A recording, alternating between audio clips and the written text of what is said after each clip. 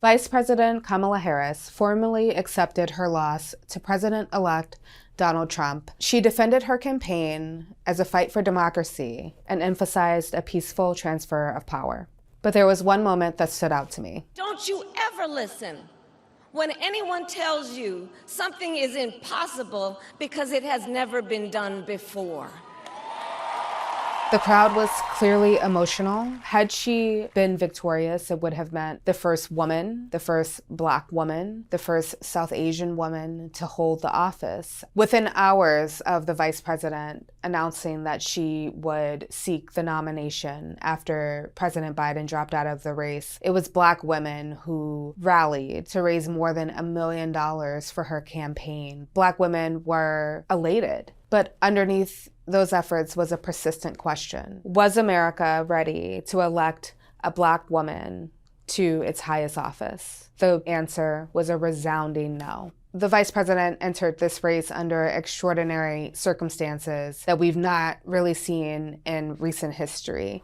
She became the nominee effectively overnight. She went on to galvanize the party. It's been a bit of a whirlwind. She resuscitated a dying campaign under President Biden. She needed to introduce herself to the American electorate. And she had to do that while walking a tightrope as a sitting vice president.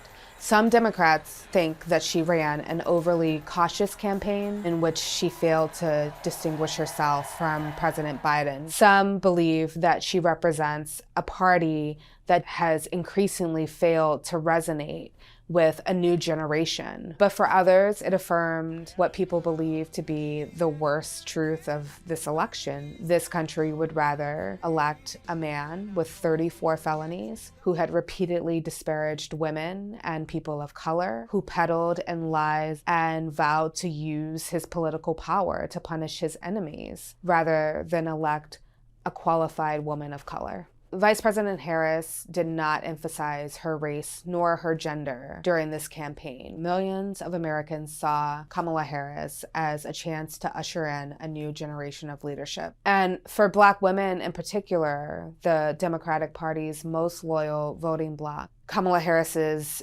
candidacy represented a vindication for the women who had come before her and who had fallen short in their efforts. In her concession speech, Harris tacitly acknowledged this. Sometimes the fight takes a while. That doesn't mean we won't win. That doesn't mean we won't win. The important thing is don't ever give up.